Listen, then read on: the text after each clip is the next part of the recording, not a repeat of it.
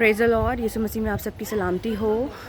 Daniel की किताब के अगर हम तीसरे बाब को पढ़ें, जहाँ पर बादशाह ये हुक्म नाफिज करता है कि उसने जो सोने की मूर्ति बनवाई है उसे जो सजदा नहीं करेगा वो आग की भट्टी में डाला जाएगा। सो बादशाह तक एक खबर पहुँचती है कि कुछ यहूदी हैं जो उसका हुक्म नहीं मान रहे। सो वो सिदरक, मिसक और अब्दुन्नजू होते हैं और बादशाह उनसे पूछता है कि क्या ये सच है। तो वो बादशाह से कहते हैं कि हम तुझे जवाब देना ज़रूरी नहीं समझते, हमारा खुदा हमें उस आग की भट्टी से और ए बादशाह तेरे हाथ से भी छुड़ाने की कुदरत रखता है, और अगर ऐसा नहीं है तो भी हम इस मूर्ति को सजदा नहीं करेंगे। सो बादशाह गज़बनाक होता है और बादशाह उनको बंधवा कर और उस आग की भट्टी की आँच को 7 गुना बढ़वा कर और उनको आग की भट्टी में फेंकवा देता है।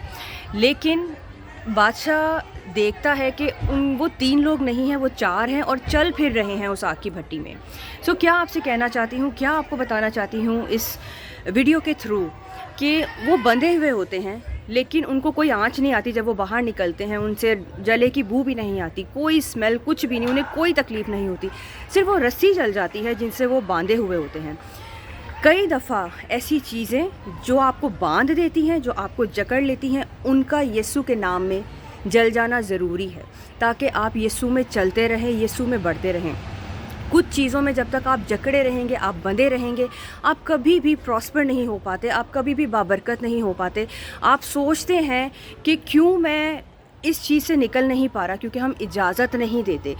सिदरक, मिसक और अब्दुन्नजू का ठीक डिसीजन होता है। बादशाह के सामने वो खड़े हो जाते हैं क्योंकि वो अपने खुदा की कुदरत को जानते हैं। क्या आप अपने खुदा की कुदरत को जानते हैं? कोई भी बीमारी, कोई भी तकलीफ़ आपका मुंह बंद नहीं कर सकती कि आप अपने खुदा की प्रस्तिश ना करें। कोई भी दुख ऐसा नहीं है कि वो आपको आपके खुदा की इबादत करने से या उसका नाम लेने से रोके। बादशाह और उसका हुक्म वो सिदरक, मिसक और अब्दुन्नजू को नहीं रोक पाते अपने खुदा की इबादत करने से, अपने खुदा के आगे झुकने से। वो उस मूर्ति के आगे झुकने से इनकार करते हैं और फ़ैसला करते हैं कि हम आग की भट्टी में डाले जाएंगे लेकिन हम अपने खुदा को सजदा करना नहीं छोड़ेंगे। आज आप किन चीज़ों में बंधे हुए हैं? आज आपको किसने जकड़ा हुआ है? हमें ये गौर करने की ज़रूरत है इन चीज़ों पर और अपने खुदा को आज़ादी के साथ उसकी इबादत करने की ज़रूरत है।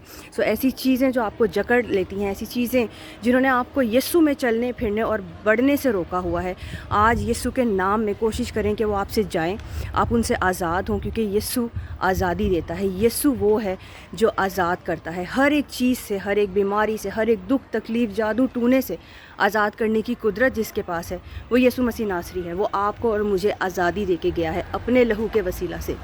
वो उस आग की भट्टी में चल फिर रहे थे और बादशाह को उनके साथ कोई चौथा नज़र आया। इसी तरह से जब आप हर तरह के हालात में यीशु मसीह नासरी के नाम को इज़्ज़त और जलाल देते हैं, आप जानते हैं कि वो कितना कुदरत से भरा हुआ है, तो जहन्नुम की लानतों को भी आपके साथ कोई नज़र आता है, जहन्नुम की लानतों को भी आपके ऊपर उसका हाथ नज़र आता है।